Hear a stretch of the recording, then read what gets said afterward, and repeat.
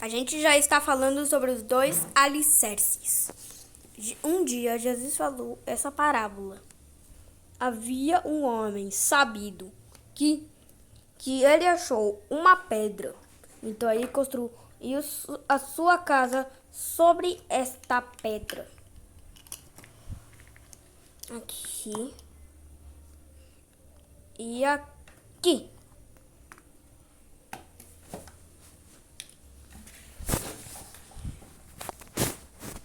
Então ficou assim.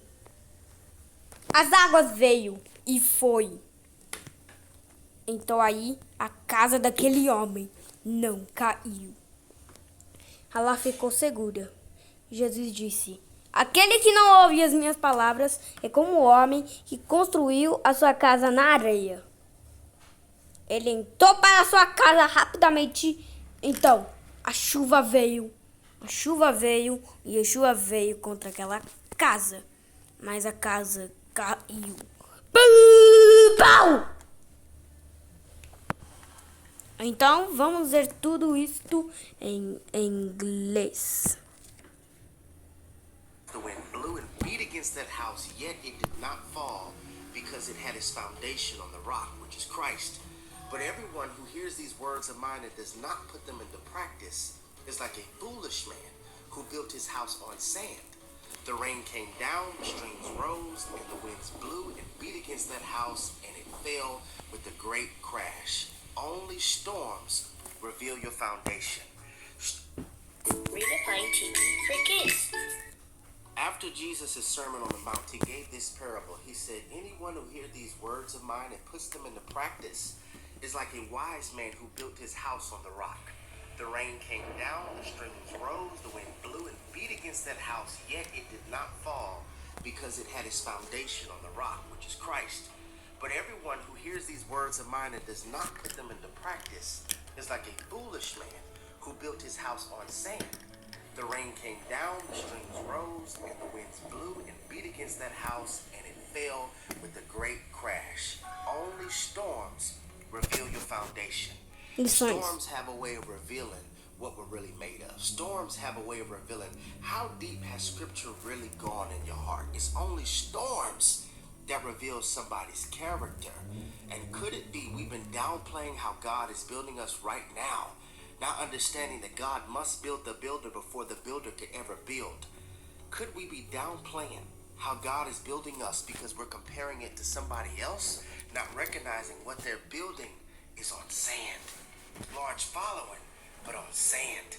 May God give us the strength to always build on the rock, and may we look more in mirrors than we do out the window. Achei na Shopee uma garrafinha dobrável. Então foi isso que aconteceu. Então, bora assistir o resto da história.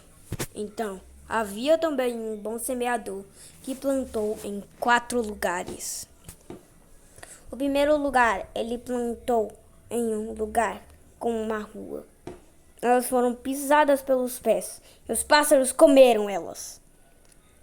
O segundo, ele jogou para as pedras e não ficou tão assim boa. Só ficou ruim e mais ruim. Então, ficou mais ruim e mais ruim. Mas veio em uma terra boa e plantou elas aí. E sobraram 100 vezes mais do que sobraram.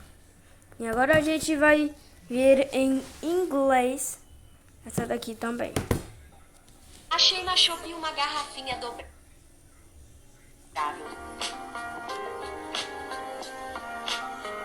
Pula aqui. Redefine TV for kids. Em One inglês. day, Jesus told a story to a large crowd of people. It was about a farmer, some seeds, and how those seeds grew depending on where they landed. Let's dive into this amazing story together. There was once a cheerful farmer who woke up early, excited to plant his seeds. He had a big bag full of seeds and a big dream. He wanted to grow the best crops anyone had ever seen. The happy farmer said, "Good morning, world. Let's get these seeds into the soil. Grow big and strong, little seeds." The farmer began walking through his field, tossing seeds everywhere. But not all the seeds landed in the same kind of soil, and that made all the difference. Some seeds fell on a hard, dusty path. The ground was so solid that the seeds couldn't sink in at all. They just sat there on top of the path, out in the open. Before long, some birds swooped down and gobbled up the seeds for breakfast. Disappointed, the farmer said, "Oh no, my seeds! Those birds took them." Jesus explained that the seeds on the path are like people who hear God's word but don't understand it. Before it can grow in their hearts, distractions and doubts come along, just like those hungry birds, and take it away. Next, some seeds fell on rocky ground. Now, the soil was shallow, so the seeds sprouted super quickly. Little green shoots popped up almost overnight. But when the sun came out, the little plants couldn't take the heat. Their roots weren't deep enough, and they dried up and withered away. Farmer said, concerned, "Oh dear, these poor plants couldn't handle the heat." Jesus said the rocky ground is like people who get really excited about God's word at first. They might think, "Wow, this is amazing."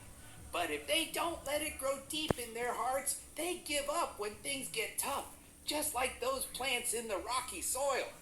Some seeds landed in a patch of weeds and thorns. At first they started to grow, but the weeds grew faster and Então,